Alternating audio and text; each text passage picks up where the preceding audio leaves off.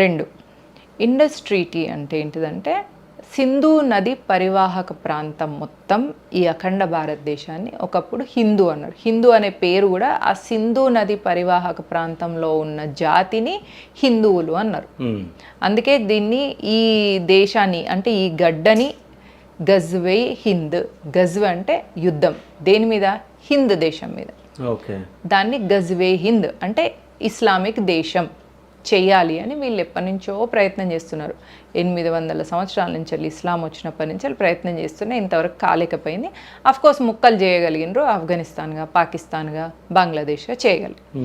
అయితే ఆఫ్ఘనిస్తాన్ వెళ్ళిపోయినప్పుడు ఆ టైంలో మనము ముఘల్ తుర్కుల ఆఫ్ఘన్ల దౌర్జన్యాలలో ఉన్నాం. అప్పుడు సోషల్ మీడియా లేదు, అప్పుడు హిస్టరీ రికార్డ్ చేసలేదు. కాబట్టి ఆఫ్ఘనిస్తాన్ని మనం కోల్పోయింది, అది సైలెంట్గా కోల్పోయే పరిస్థితి వచ్చింది.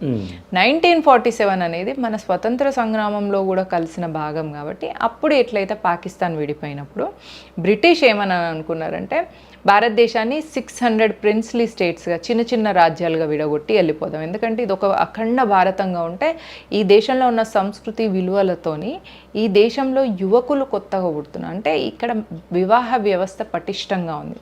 వీళ్ళ దేవీ దేవతలు కూడా మనం సీతారాములు, పార్వతీ పరమేశ్వర్లు ఇట్లా అన్నీ చూస్తున్నాం. కాబట్టి వీళ్ళు డెఫినెట్గా వివాహ వ్యవస్థ వీళ్ళకు స్ట్రాంగ్ ఉంటుంది.